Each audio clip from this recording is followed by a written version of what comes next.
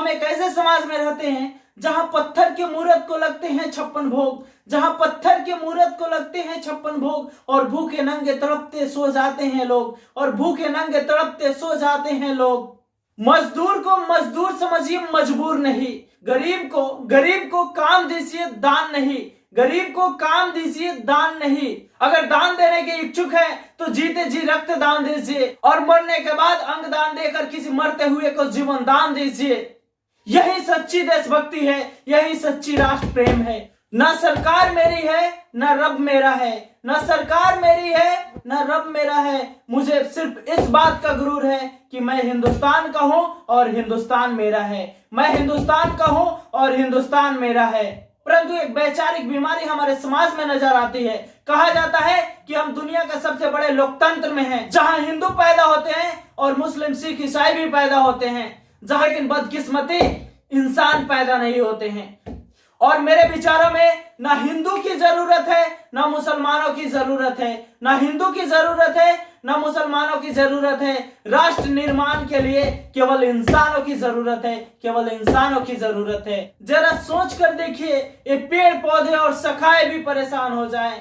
जरा सोच कर देखिए, ये पेड़ पौधे और शाखाएं भी परेशान हो जाएं, जब परिंदे भी हिंदू और मुसलमान हो जाएं। इस देश के गरीबों को बेरोजगारी के जमात में खड़ा करने के लिए सर्व शिक्षा अभियान का झुंझुना थमा दिया जाता है। मेरे विचारों में जब तक इस देश का युवा मंदिरों में जा जाकर नारियल फोड़ कर भगवान को रिश्वत चढ़ाता रहेगा, हमारे समाज के शिक्षित वर्ग का बिल्ली के रास्ता काटने पे ठहर जाना, अपने जाति अपने धर्म को ऊंचा मानकर दूसरे के धर्म दूसरे के जाति का अवहेलना जब तक करता रहेगा हमारा समाज, तब तक हमारे समाज से ना अंधविश्वास खत्म होगा और ना ही हमारा राष्ट्र निर्माण संभव होगा।